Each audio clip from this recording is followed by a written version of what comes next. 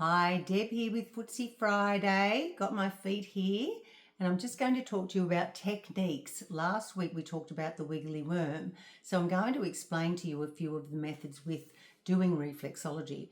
So from the very base of the toe along the side of each foot is the spine. So here we have the neck, we have the thoracic area, then we come down to the curve of the waist, and then where that hard part of the heel starts, that's your coccyx. So I'm going to do the wiggly worm up your central nervous system, your spine.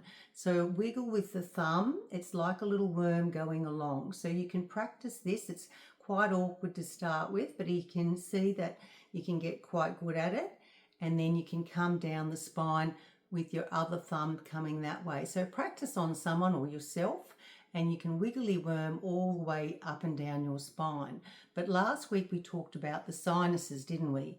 So when you're doing the sinuses, that's coming down your toes and you're pinching like a little worm, but you're also doing it with your thumb at the back.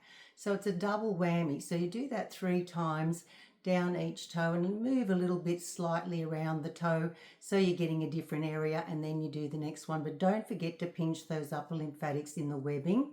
And the draining of there can be done with fingers or pushing down like that or draining across like that.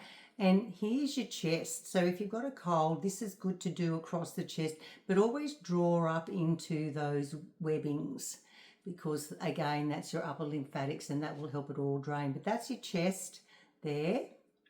Other things that we talk about with reflexology can be press, press, press. So in here, if you want to get your husband to do the lawn mowing and he's having a little bit of a slack attack, you find that very first lesson where the solar plexus and the adrenal glands are.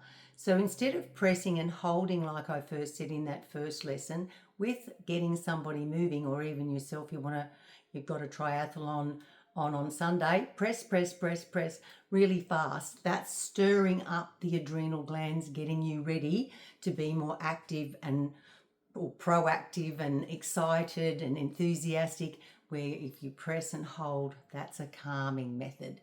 So we'll talk about more methods as we go along as I give these lessons on some reflexology for you, but they're the main ones to perhaps practice is the wiggly worm, pressing those toes, drawing across or pushing down, and then at the end, always of any reflexology treatment, just go into that adrenal gland and just hold it and calm the person down.